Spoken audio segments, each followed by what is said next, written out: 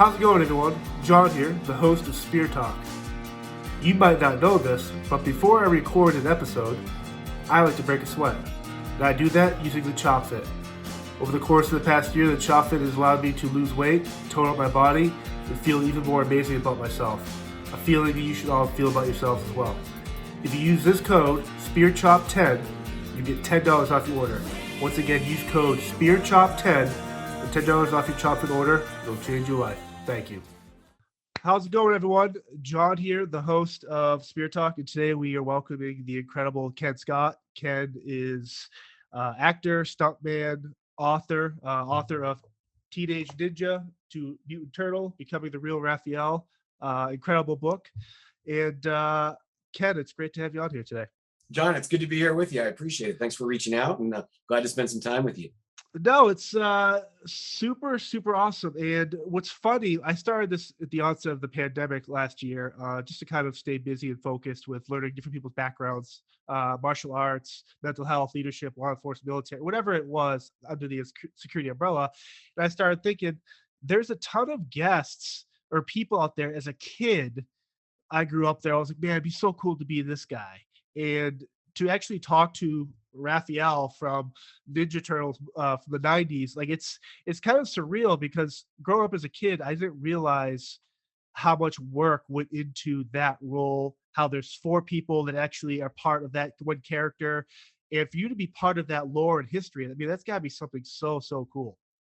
Yeah, I look, as far as the rest of the world is concerned, having been part of Raphael and the Ninja Turtles is the single biggest accomplishment, most noteworthy accomplishment of my life.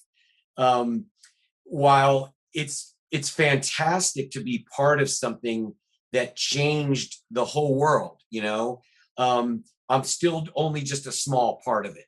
And there's this whole canon of Ninja Turtles out there that swept the world, from comic books and cartoons and movies and all that stuff. But to get to be one of just the few guys that actually wore a Ninja Turtle costume, and there's sort of a lot of noteworthy moments about doing stuff, being in that costume, but not only just saying you were part of it, but the things it's allowed me to do, like my low level of celebrity has allowed me to, travel across the country, if not 2 other countries, and work with charitable organizations that mean something to me. I work with a lot of military and first responders, a lot of police. I do a lot of fundraising for widows and orphans and kids and things like that. The book that I have out right now is raising money for the Sea Turtle Conservancy. Mm-hmm. So being a part of it is amazing and fantastic. And it's led to a lot of great life experiences and meeting people and doing stuff and being in magazines and TV and all that. But it's also been really great to use that same power to do really some good things for my fellow man, if you will, in the earth. Well, it's interesting, because the character you portray, obviously, if you're not familiar with the lore and the history of the Teenage Mutant Ninja Turtles, you've probably been living in a sewer. But a good guy, but you're yourself portraying this good character. You yourself are emulating the same traits that the kids grew up reading. Because I remember the cartoon. I had the action figures, that little truck that would shoot the pizzas.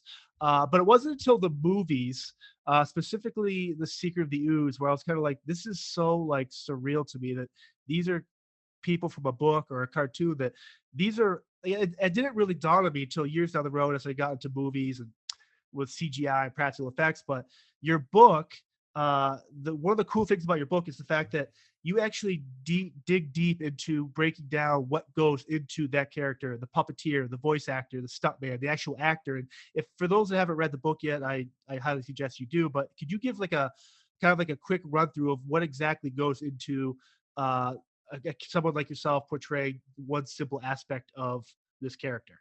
Yeah, absolutely. Yeah, what a lot of people don't realize is, in the original Ninja Turtle movies from the 90s that I was associated with, it's a live action movie. There's no CGI, and it's actually guys in costumes being the turtles and all that.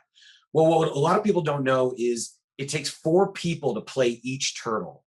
There's what we call the actor turtle, and that's a guy who wears the turtle suit, and inside his head, there's 27 different electronic motors or servos that operate the mouth and the eyes and the cheeks and all that stuff. And then off camera from them is a puppeteer from the Jim Henson Group, the same people that do the Muppets and all that Muppet Show. And a puppeteer is actually responsible for operating via remote control those 27 different motors. So the actor turtle and the puppeteer work very closely together on what's called first unit in the movie. That's the main unit that shoots all the acting and the dramatic scenes. They work very closely as a tandem to create the performance. In the first Ninja Turtle movie, Josh Pace was the actor who wore the suit for Raphael, and a gentleman named David Greenaway from the Henson organization was the puppeteer. In addition to those two guys, there's a third guy that comes in that wears a Ninja Turtle suit that's basically empty. It doesn't have any motors in it to make it lighter. And that's the action or stunt person that's doing all the fighting for the turtle. In the first movie, that's what I was for Raphael. And then finally, after those three guys are done doing their work, when the movie's all said and done, in post-production, a fourth guy will come in and do the voice for the turtle. So it takes four guys just to make that one character, not to mention all the people that sculpted the suit and painted the suit and all that kind of stuff. It's not like you go to Amazon and buy one of these suits. Every one of these suits was pretty much like a $250,000 costume because of there was remote control receivers and computer consoles underneath the shell and cables running everywhere. They were, at the time, the Henson Group called it puppet tectronics. And it was the most cutting edge animatronic stuff you could imagine that had come out in movies or theme parks at that time. What was really interesting to see was the puppeteers who were off camera, they would wear these headsets. And on the headset, it had these three lasers, one that pointed to the lip, one that pointed to the chin, and one that pointed to their cheek. And whenever they spoke, those lasers would pick up what their mouth and jaw was doing, relate it through remote control, and make the turtle head work the same way. So it was a lot of technology and a lot of manpower coming together to form each of the turtles. Now you kind of brought up the fact where there's a lot of work that goes into this, and your humor in the book, which kind of caught me off guard because I wasn't anticipating this type of really self-depreciating but really real funny humor. And you always joke about, oh, how hot is it in these costumes, or how hot is it in this stuff? And I thought that was funny, but there must be a lot of sitting around during like some of these fight scenes where do you like you do kind of talk about it, again, for those that haven't read it, how do you pass time or how do you stay focused where you got these other aspects going on, but then when it's your time to be in there, how do you kind of once you start the day, are you locked into you're done filming, or Pat Johnson's like, hey, you're done for the day, or how do you kind of stay locked in? Well, it all depends on kind of what you're doing that day. I was fortunate in the first movie, I was the stunt actor for Raphael, or the stunt man doing all the fighting and the action. In the second movie, Secret of the Ooze, I was the actor with the motors and everything in the head. So I've kind of, and they work separately. We shot 2 units the same time throughout the film. So on one stage, they were shooting all the fight scenes, while on another stage, they're shooting the turtles with April O'Neil and the puppeteers and all that stuff. So depending on what you're doing will allow you to set whatever mindset you need for the rest of the day. On movies, there's the old expression, hurry up and wait. Because time is money. Everybody's running around and they're setting up lights and they're moving cameras and they're doing all this stuff to try to get ready. But if you're the actor or the person that's on screen, a lot of the time you're just sitting there waiting until they're ready to shoot. So you might be sitting around for hours before it's time for you to go do anything. And on the turtle set, we had what we call major turtle breakdown. If one of the motors or the servos or something went down or remote control went wrong, the puppeteers and all the technicians would have to, sometimes it might be hours before they could figure out what to do and we could get up and shooting again. So you're on this roller coaster ride throughout the day of, oh, I got to go up and I got to act and do stunts and do all this. And then I got to go sit around for a couple hours. Then I got to go back and I got to act and I got to do all this. So what ends up happening is you get into this sort of rhythm of understanding it's like the waves of the ocean, right? The tides of the ocean. It's in and out. You can never let yourself get way too excited when it's time to shoot, and you can never let yourself get way too far down, because if they need you, you got to get all that energy back. So for me, luckily as a martial artist, you start to develop, and Ernie Reyes Jr. was really good about this on the set. It was really important. You could just sit back, especially if you're wearing the turtle suit, and you just have to put yourself into sort of a meditative state and just sort of be. And if you're worried about when you're going to work or how tired you're feeling or anything like that, that'll mentally drain you throughout the day. So once you get used to that pattern and that rhythm, you kind of find a way to sort of, it's almost like setting your computer into sleep mode. You don't shut it off, you just set it into sleep mode, and then it's ready to go again. So luckily for me, my martial arts really helped me with that. Plus I was young and energetic and living out my fantasy. So my batteries were on full the entire time.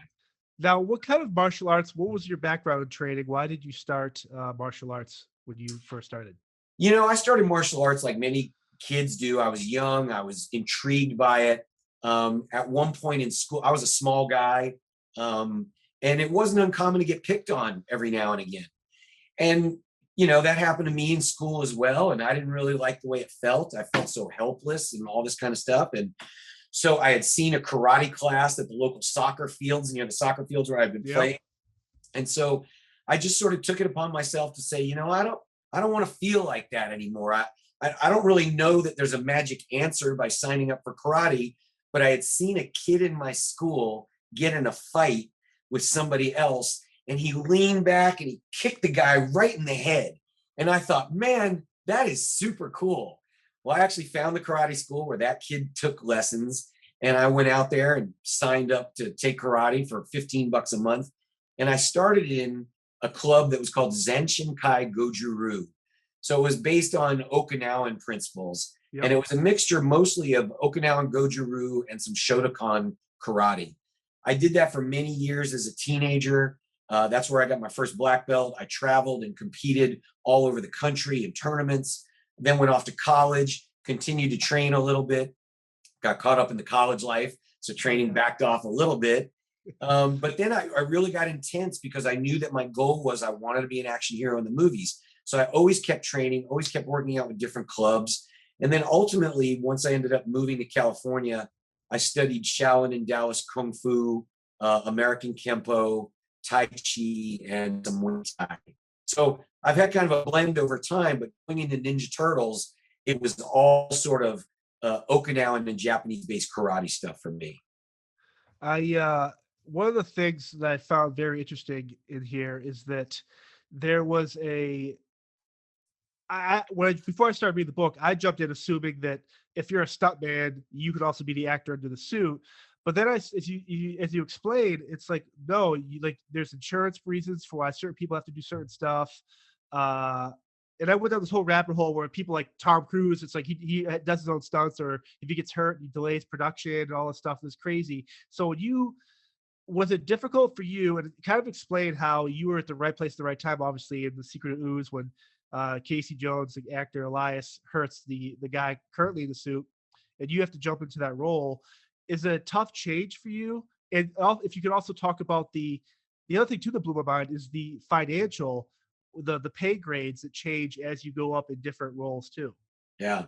It was actually not on Secret of the Ooze. It was on number 1 where Casey Jones got hurt with the guys. But basically what happened, for those that don't know or haven't read Teenage Ninja to Mutant Turtle, what happened was, you know, I've wanted to be an action hero in the movies ever since I was 13 years old. It was my life goal, just like other people want to be a doctor or a lawyer or whatever. I wanted to be an action hero in the movies. So I did everything I could do to pursue that. I did martial arts. I went to acting class. I studied filmmaking as much as I could. And so what happened was, I was living in North Carolina at the time. And as soon as I graduated from the University of North Carolina with a degree in film and television, I was going to jet set my way out to California and pursue my dreams of being an action hero. Well, fortunately for me, while I was going through school, Dino De Laurentiis, the famous movie producer from Serpico and Flash Gordon and a bunch of other stuff, he built a movie studio right in North Carolina because of the great tax incentives. So they started making movies down there. They made Maximum Overdrive with Emilio Estevez and Raw Deal with Arnold Schwarzenegger. So I went down there for a couple of summers during my college break to try to work as an extra or break into the movies, just whatever I thought I could do. I just knew they were making movies there and I had to be there. Well, what ended up happening was, at some point, I ended up meeting some of the people that were in charge of casting extras for the movies. And they found out I was a martial artist. They told me about this martial arts film that was coming, although they couldn't tell me a lot about it, and wanted to know if I wanted to audition. Of course I wanted to audition. So I showed up at these auditions, ended up, there was a couple of hundred martial artists there, and we were all auditioning for Pat Johnson, the legendary martial artist. A lot of people know him as the referee from the original Karate Kid because he trained Ralph Macchio and Pat Morita in karate for those movies. And Well, he was also Enter the Dragon too, right? With Bruce Lee. Yeah, he actually appears in Enter the Dragon. He goes all the way back to that. So Pat was the fight choreographer, stunt coordinator for the first Ninja Turtle movie. And what he was doing was he was looking for local martial artists in North Carolina to play the foot soldiers so that they could get beat up by the turtles. The foot soldiers are the Shredder's bad guys. They're basically the stormtroopers of the Ninja Turtle movies. Well, fortunately, I auditioned for Pat Johnson. It was a nerve-wracking experience, but all my martial arts training really came through, and I got hired to be one of the foot soldiers. Now, for the longest time, when we first started working out and we were choreographing the fights, I was just one of the background foot soldiers. Pat didn't know me from Adam. I wasn't really doing that much. And then all of a sudden, one day, there was this one particular stunt on a skateboard, and none of the other foot soldiers could seem to get it right. And I raised my hand, like the guy from Welcome Back, Kotter. I was like, ooh, call on me. And they called on me, and I got to move forward. I got to give the stunt a try, and I was able to do it during rehearsal. So from that moment forward, Pat Johnson and the other guys that were working in the fight choreographer, anytime they needed somebody to do something foot soldier wise, from that moment forward, they're like, hey, Ken, can you do this? Can you do that? So all of a sudden, I became the foot soldier that's crashing through the skylights in April O'Neil's apartment. And in one famous moment, when all the foot soldiers break into April's apartment, I'm the foot soldier that does nunchucks against Michelangelo when he goes, oh, a fellow chucker, eh? And they have this nunchuck battle back and forth. So that was actually my first job. I was being paid $75 a day to be what was called a special abilities extra. So I was basically an extra or a background performer, but because I knew martial arts, instead of making $50 a day, I was making $75 a day before taxes. So basically I'm going broke, but I'm living out my dream doing this. Well, what ended up happening at that point was during early on in the filming of the movie, when Raphael meets Casey Jones in Central Park, Casey Jones hits Raphael with a cricket bat. Raphael soars through the air, lands headfirst in a trash can. And when he did, the guy who was the stunt performer, a guy from Hong Kong, broke his nose. And he couldn't wear the turtle costume after that. So the producers, the stunt coordinator, the director, everybody was in a panic. What are we going to do? These costumes are tailor-made for these guys. They're small guys. They got to be expert martial artists. What can happen? So Pat Johnson at that point suggested me to the producers and said, hey, I think Ken could do this. So I went to the creature shop where the stunts, where all the costumes are made. And I basically had to squeeze into all these different turtle parts because the Raphael costume didn't actually fit me. So I had to wear like Leonardo's legs and Donatello's hands. And basically I was like this Frankenstein turtle made from all these different parts. And then they put the Raphael head on me. And lo and behold, from that moment forward, I became the stunt actor for Raphael from that point. So I went from being a special abilities extra to now I was a Screen Actors Guild stunt performer. And my pay went from like $75 a day to like, I don't know, $1,500 a week or something like that. So for me, it was a dream come true. I was watching myself, my first job out of college, I got hired to be a ninja. Then after I was a ninja for a while, I got to do the nunchuck scene and that helped me get my Screen Actors Guild card. So I made like a day's pay for that, which was like $450 at the time. And then right after that, I became Raphael and my pay went up from there. So all within just a matter of a few weeks, I went from extra to performer to turtle in a very short amount of time. It's I love that too. Your relationship with Pat Johnson, it just seems super like I was familiar with him obviously based on the stuff you mentioned, Into the Dragon, Pat Morita, Ralph, Trade different that movie. But I didn't really realize that the clout he had. If you'd actually make that connection, and have that working relationship, you kind of share a funny story where you posted a picture for an interview or whatever, and he got back to him and said, hey, you can't do that. But when that happened, I'm like, oh man, here goes this. This is where the book's gonna get really whatever. But it actually came almost like you strengthened the relationship from that, and it just for those people that, you don't have to be an actor or martial artist, whatever field you're in, could you kind of talk about the importance of creating and fostering these really good relationships with who you're working with? Because again, you might be in the right place at the right time, or you don't know if you never know who's watching you, right? And for those people in my field, security, always do the right thing. Even when there's no glitz and cameras, there's no red carpet, you don't know who's watching you. And this book really demonstrates that there's someone always with an eye on you. So if you could kind of talk about always doing the right thing and being ready for that moment. Yeah, I think what happened is, like, for me in particular, and you might have to steer me back onto the answer here a little bit, John. For me in particular, nobody in my family had ever been in the performing arts. Okay. My dad was a businessman, my mom's an interior designer, my brother's a doctor. So I was really forging a new path through life in doing this. And there was no internet when I was doing this. This is all in the 80s and early 90s. So you really had to figure your stuff out going to do it. And when you're making it up as you go, you're going to make a lot of mistakes along the way.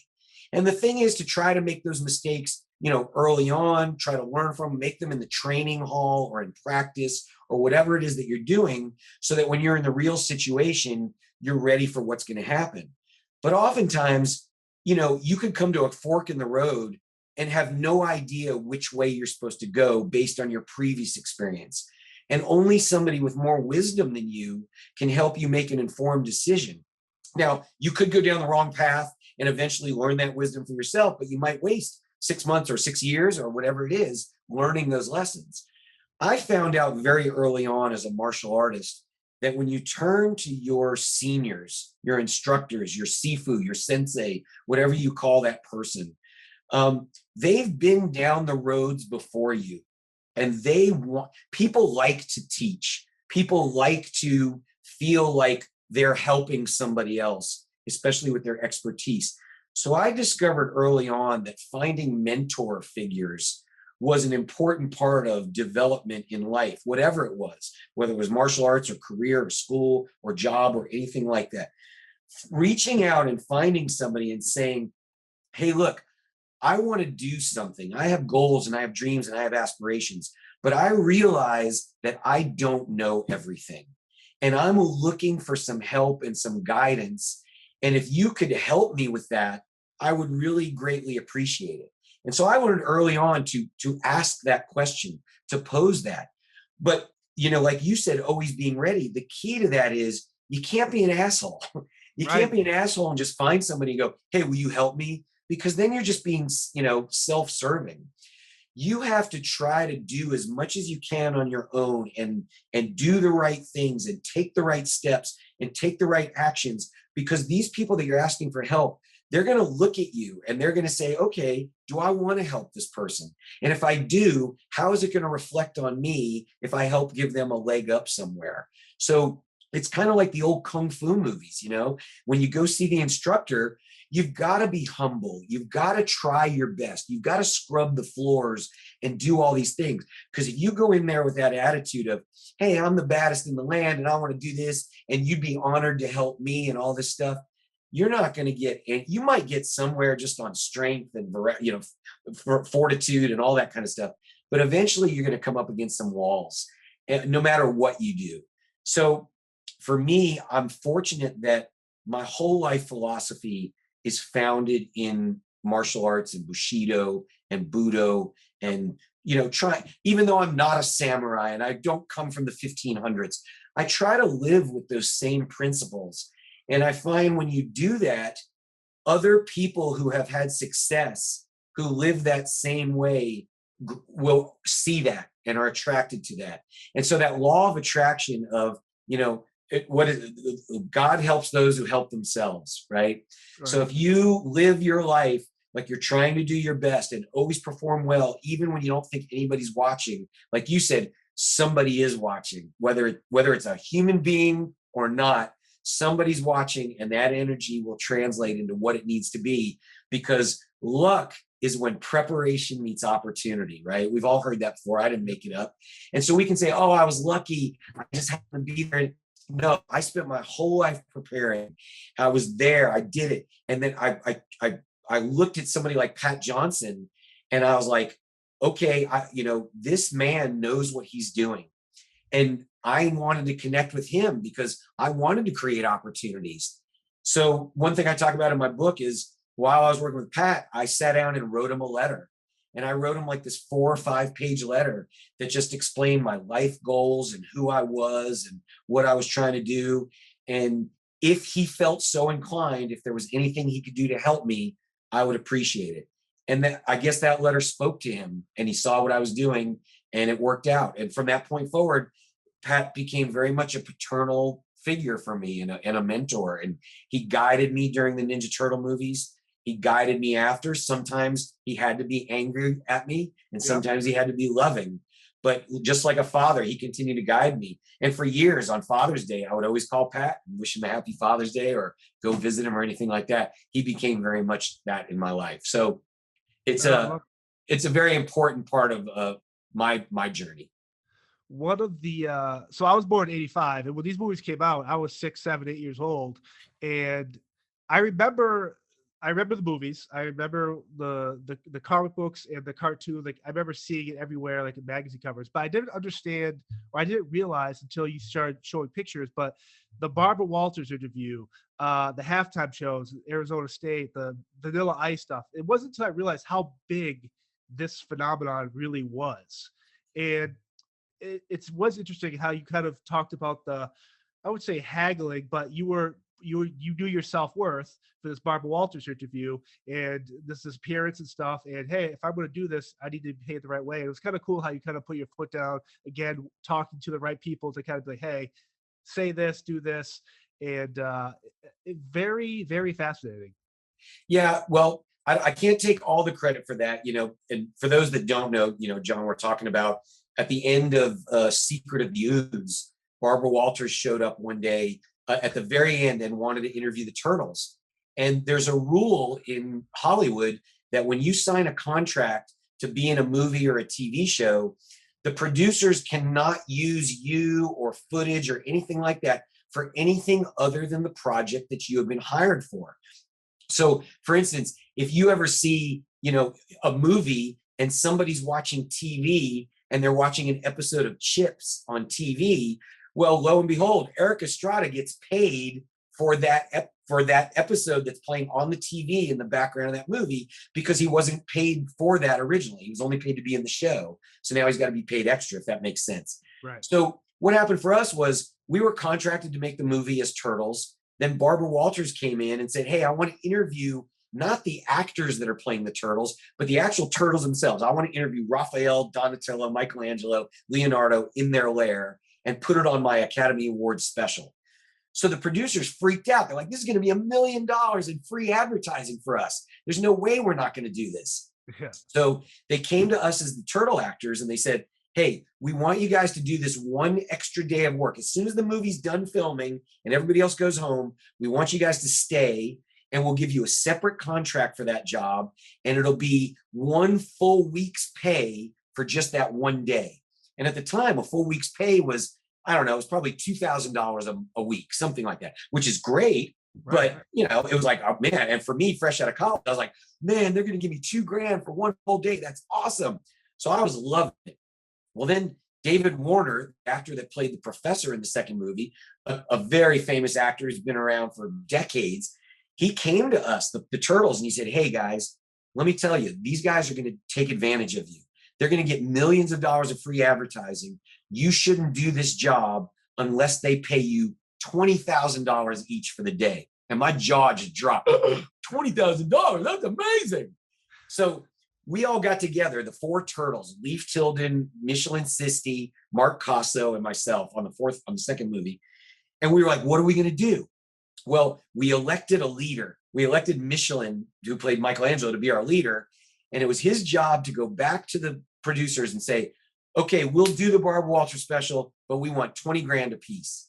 So he went back and he told them $20,000 a piece, and the producers got pissed off. And they're like, screw you guys. We'll get the stuntmen and we'll put the stuntmen in the suit and they'll do it for us. And so I was like, oh no, I just lost $2,000. I just lost all this money. So I got really kind of nervous about it. So did Mark Casso. He was just like I was. But then what we underestimated was our relationship. What the producers underestimated was our relationship with the puppeteers from the Henson Group. Which goes what you said before about always being a good person. Yeah, we had developed such great bonds working with these people and worked so well together that the puppeteers went back to the producers and said, you know what, we can't do it. We're not going to do it unless the actors do it for whatever technical reasons or this kind of stuff. So the producers basically had to come back to their knees, on their knees to us, and they offered us 10 grand a piece for 1 day's worth of work to do this thing.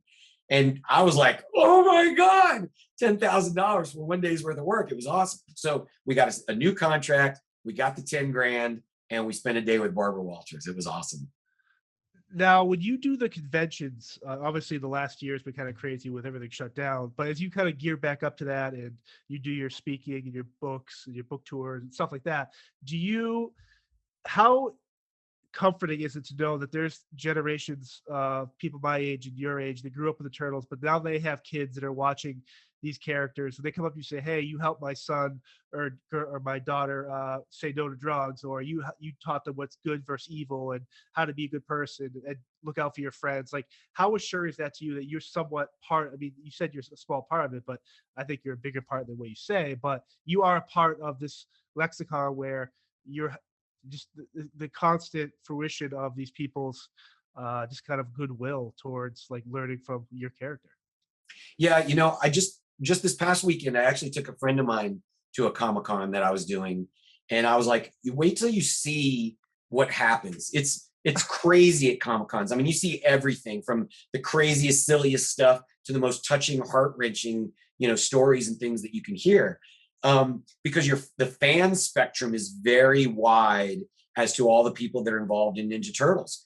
And so I can't tell you over the last 30 years how many times I've met people out and about or at cons or whatever who do come up and say things like, you changed my life. Ninja Turtles changed my life.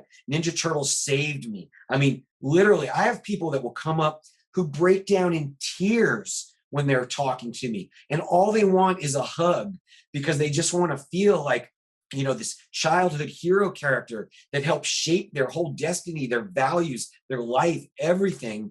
It's so important to them. And I've gotten stories of people that have, alcoholism, drug use, being bullied, being terrible students, being social recluses, all these things that Ninja Turtles, the canon of Ninja Turtles, has helped people with. And I was really caught off guard when I first started to experience those things. Because I was just a kid, I was doing my stuff, I'm making my movies. And then all of a sudden people are sharing these deep, meaningful life stories with me. So now today, 30 years later, when I sit at a Comic-Con table and I have these people approach me and it's all they can do to break out of their shell, It's all they can do just to speak to me and just to get the words out and the crying and the shaking and things like that. It's so moving. I get goosebumps just thinking about it. It's brought me to tears a couple of times. To be a part of that is so incredibly rewarding on a humanistic level that it's almost impossible to put into it is impossible to put into words the way it affects you on the inside. It's really and that's why I say Ninja Turtles changed the world. It didn't just change it from a business point of view or kids taking martial arts. It changed people's lives, even on the smallest macrocosm level, Well, you still see the toys in Target and Walmart, and now they're rebooting it again. We will have to talk about that, but it is crazy that here I am 35 years plus years later, and people are still talking about it. I'm still watching it. I'm still having the lasting impact of how good those movies really were. Yeah, a lot of people come back to me and they'll see like there's constantly Ninja Turtle stuff coming out. I mean, just in the last couple of years, a whole new cartoon, Rise of the Turtles, I think, or Funko Pops. Yeah, all this stuff keeps coming out. So oftentimes people will come up to me and say, so I guess it's coming back. And I'm like, no, you're missing the point. It hasn't left. Ninja Turtles is now as much of the tapestry of our world as Superman, Batman, the Avengers. anything like that. Ninja Turtles isn't coming and going anymore. It is just it's one of the things that's out there and is now part of the world. Was there any fear on your part putting this book out, or any trepidation in the sense of in your head, we're like, hey, I'm not really an author, but I need to put this out here? Like, kind of talk about your trial and error with when you finally released this book. Uh, was there any thought of maybe I should tell these stories? Or because for me, you would never know half the stuff. The bit part you talk about Kevin Nash, or these little pieces of with different actors and your Pat Johnson stories. I would never. You can't go on Wikipedia to find this stuff. And so for me, I'm grateful that I can actually go into someone firsthand knowledge and learn more about the history of the Ninja Turtle. So was it weird at first putting this out there? Well, and I will say that, and this is a little bit of self-aggrandizement. There's one person out there who's probably the greatest Ninja Turtle fan in the world. Her name is Michelle Ivy, and she's a collector of all she does every day of her life is Ninja Turtle oriented. Wow. And when she wrote her review of the book, she said, this is the best behind the scenes, book and stories about Ninja Turtles ever. She goes, even I didn't know this stuff. Amazing. So there is a lot of stuff in there. Now, what you guys are reading is 66,000 words of what was an 85,000 word book. Wow. And so when I first wrote the book, you asked if there was any trepidation. Well, there wasn't so much trepidation about putting it out, about whether people would like it or not. Certainly, I hope they would. But I was actually inspired by a couple of things. I was inspired by Ty Mock, who was in Last Dragon, the old Barry Gordy movie. Yep. I had met him at a Comic-Con, and he had written a book. It was called Ty Mock, The Last Dragon, the story of being Ty Mock or something like that. And I got a lot of props for Ty Mock. I love that movie. And I read his book, and I was like, I could write a book, I think I could write this. And I write, that's what I do. I'm a screenwriter. I write for advertising. So writing is not foreign to me, but I had never written a book.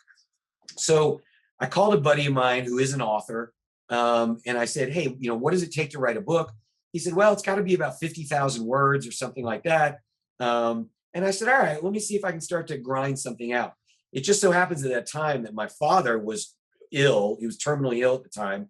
And he had started to write down just a bullet point list of his memories. And he was like, he told me, he said, Ken, I'm trying to go back as far as I can to when I was born and see what I can remember all the way just for my life.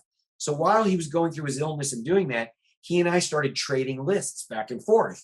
And I would write down some things in my life, and we were just talking about it. It was a great experience. Well, then as I got through my list and got through Ninja Turtles, and I started to combine that with all the stories I had been telling at Comic-Cons over the years, I was like, wow, I think here's the book right here. So I wrote the book. I did what's called mental vomit. I vomited all my ideas all over the page. And you never want to read somebody's first draft. And I had a couple of people that I respect read it for different reasons. One, hey, is there anything offensive in here? Am I being a jerk to anybody? Is it boring? How does this? So all those questions. And as any good writer will tell you, writing is rewriting. So I had all this feedback come in.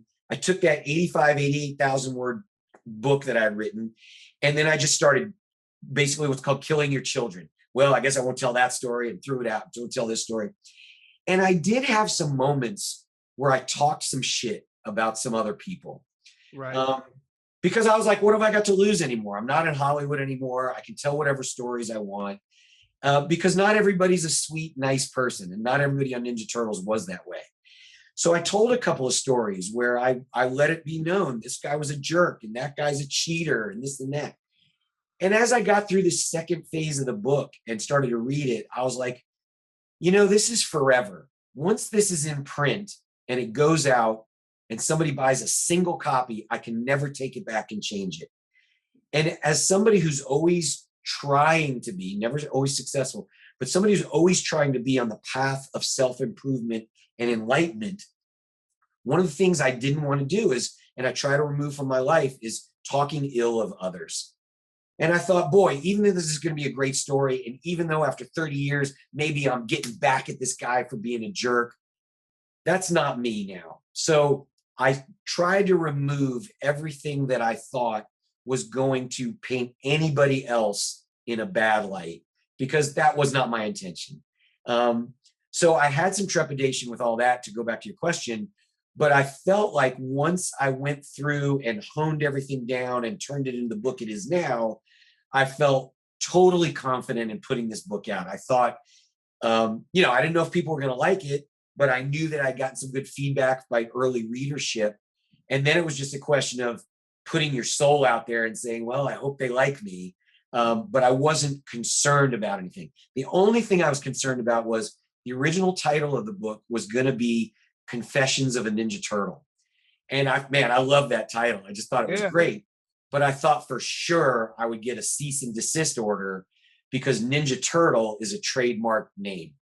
And I was all prepared to release it as Confessions of a Ninja Turtle. And I actually designed 2 book covers. I designed one with that title and one with the current title, Teenage Ninja to Mutant Turtle, which there's none of those are trademark names.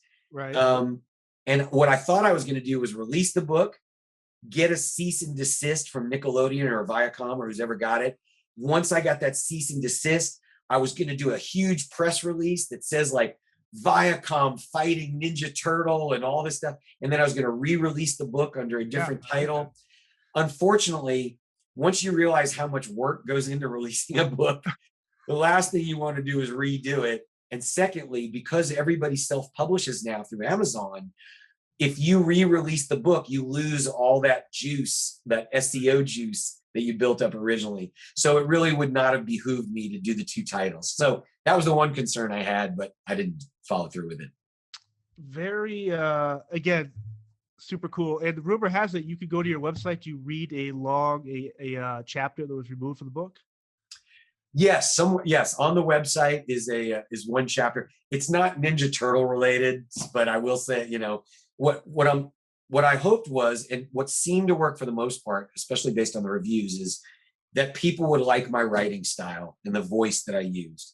And I've been, you know, I'm sure not everybody does, but I'm fortunate enough to have gotten a tremendous amount of positive reviews. It was an Amazon bestseller. It was an Amazon top pick and all that. And so I just released a deleted chapter there. And now I'm in the process of, I'm halfway through my 2nd book right now. Now, what happened after Ninja Turtles. Now, the book, I'm glad you bring that up, because there's some stuff I want to talk about. So the book ends with, hey, that leads to the next chapter. And I'm a big VHS movie collector. I've always loved, I still watch my VHS. But specifically to action, like martial arts, blood sport, missing action, to all this stuff. But your movie Showdown with Billy Blanks, Patrick Kilpatrick, who's been a guest on the show, you've worked with some really top people in that side of the world. Bolo Yeung in Shoot Fighter, Cynthia Rothrock in Sword to Justice. Now, when you do those type of movies, how different is it coming in there when you have and these, I would say people know those people more because they're more prolific in the sense with their martial art per se, but you're just as talented as a martial artist. But is it weird working or fun working with those type of talents where it's like, hey, you're in Showdown, you're world-class Billy Blanks. I mean, this is a top guy. So that movie itself is such a cult classic. Yeah. I was fortunate enough to be a big part of Showdown. That movie was actually written for me to be in. And I was nobody knew me. I was behind the mask in Ninja Turtles. And so Imperial Entertainment had met my manager, just talked to my manager. And originally we talked about being in the movie Double Dragon. And I'll get back to your question, but I'm going to go down this rabbit hole for a second. And after we met, they wrote Showdown, but I didn't have a name. I did not have a name to drive foreign sales or anything like that.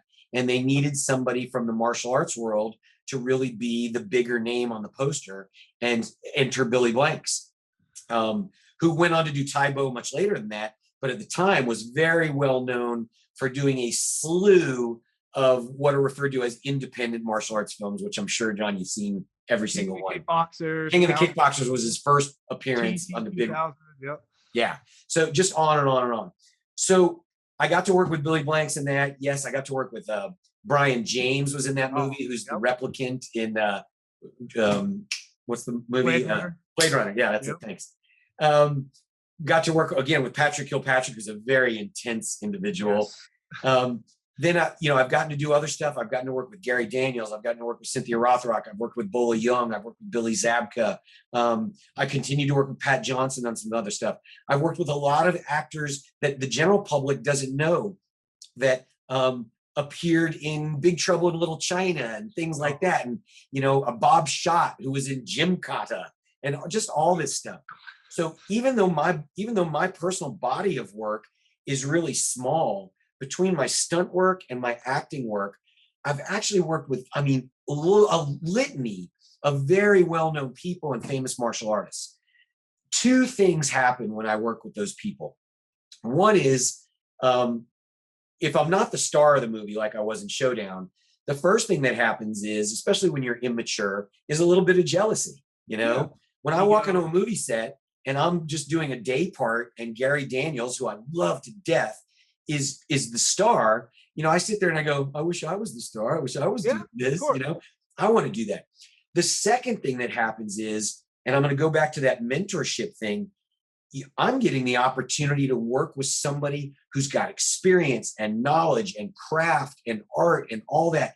And the best thing that I can do is be the most receptive and giving student that I can in that moment. Show them all the deference, show them all the respect, try to learn from them. Not because I'm trying to get anything out of them, not because I want them to be like, oh, let me hire Kenn for another movie, although you hope that happens just based on the experience. But you have an opportunity to learn and share the screen or just share the day. We talked about how often in a movie set you're sitting around for a long time when you're not shooting.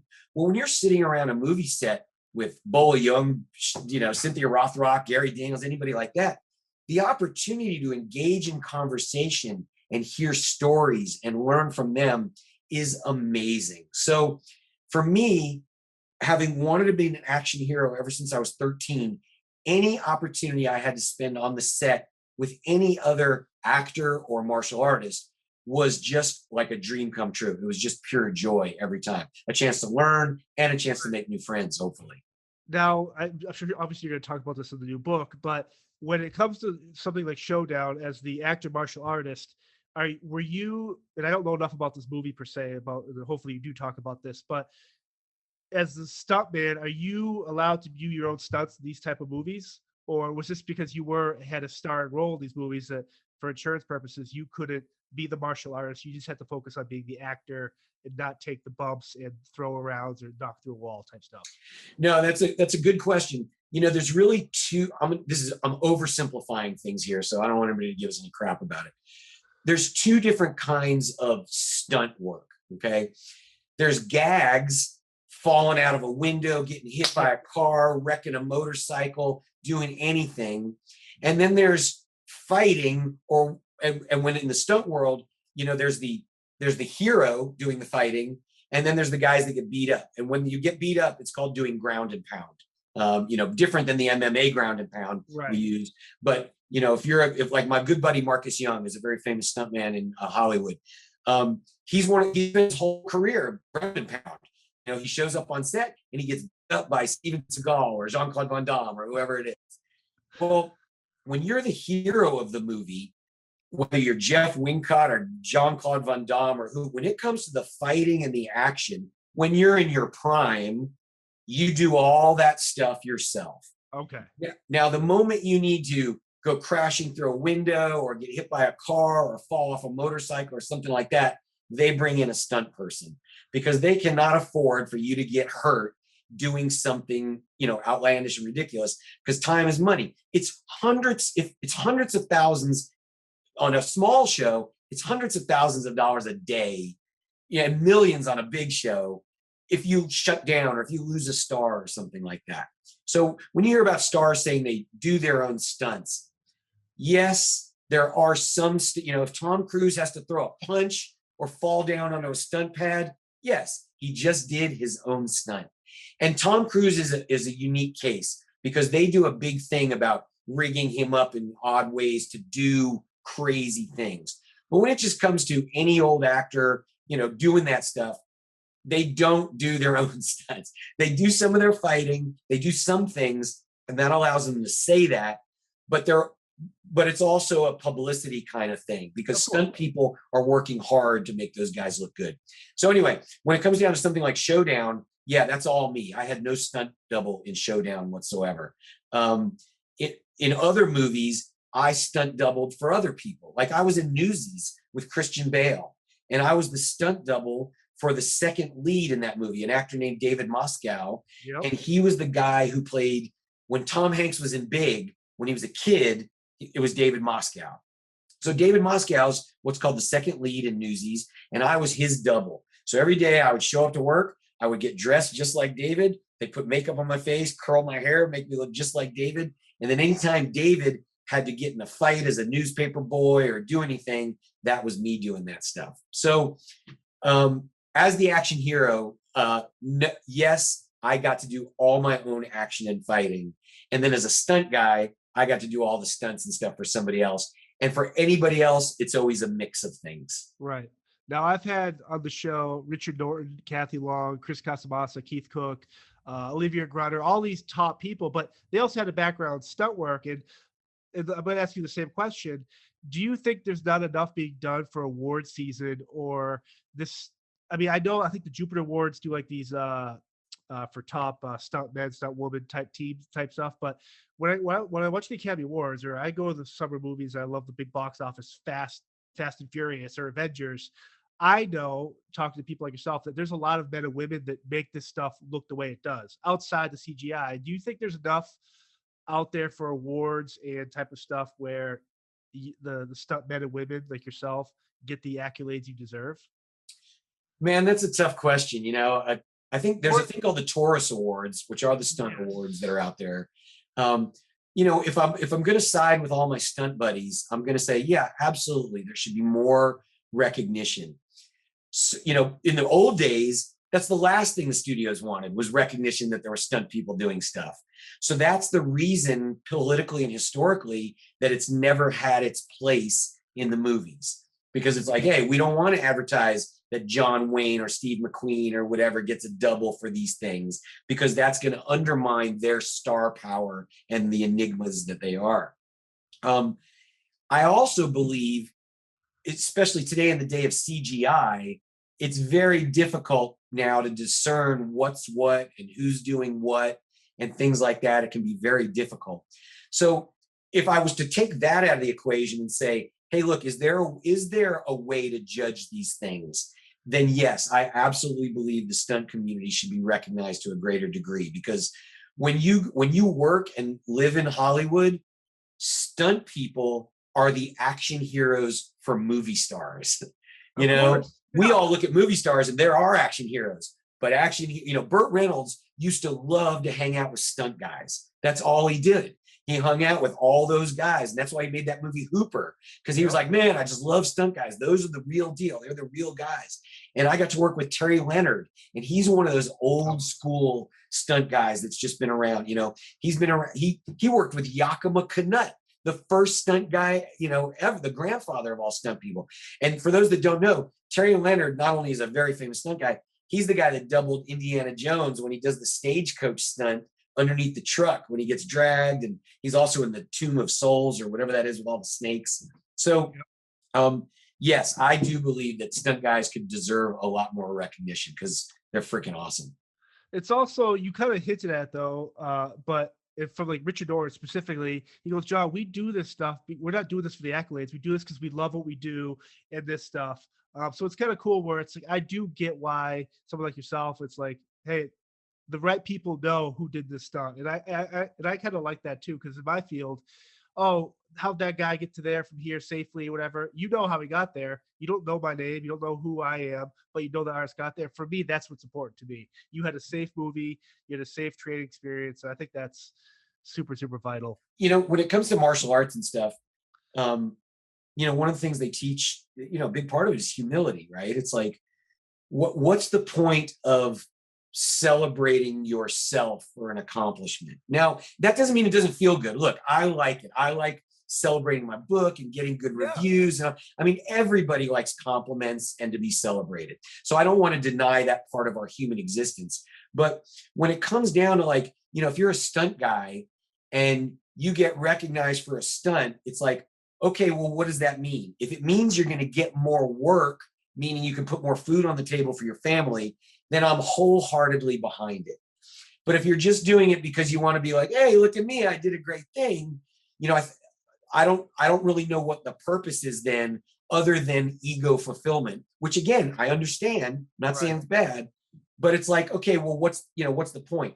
For me, I've met a lot of badasses in my life, whether it's military guys, security guys, cops, anything like that. The last thing those people care about is being celebrated or the all that aggrandizement of what happens for it. They're the most low key, usually quiet, they're the ones you want, the ones that aren't talking. It's the old Taoist thing. Those who speak don't know, those who know don't speak, So there's something to be found in there with the martial arts part as well. And I think as a stunt guy, I know the stunt people do take a lot of pride in that stuff. Now, before I let you go, this has been a blast. Obviously, you get the book at Amazon, your website, social media. Where can people find you? Where can people kind of check out where you're going, where you've been, and stuff like that? Turtleconfessions.com is probably a great place to start. Turtleconfessions.com is a place where you can see it. It's my author website. You can see about the book. There's links to go buy the book on Amazon. And by the way, it's the 30th anniversary this year of Secret of the Ooze. So the book is only $9.99 on Amazon right now. And it's only $3.99 on Kindle. But if you go to turtleconfessions.com, outside of that, you can find me on Facebook under Kenn Scott Raphael. It's pretty easy. It's Raphael's the picture. And on Instagram, I'm Kenjutsu with 2 N's. So if you get a Kenjutsu, you can find me. Awesome. This has been great, Ken. Thank you for your time. I'm looking forward to the new book, and have fun at the conventions and check it out, everything as the world opens up. Right on, John. I really appreciate spending the time with you today. Thanks a lot. Thank you. Thank you all for checking out this week's episode. Once again, I'm John. If you liked what you heard and saw today, subscribe to our YouTube channel, find us on Instagram, Facebook, and Twitter, and check out our brand new merch store with hats, coffee mugs, t-shirts, other cool stuff coming down the pipeline. Again, thank you all for support. Be safe and see you next week.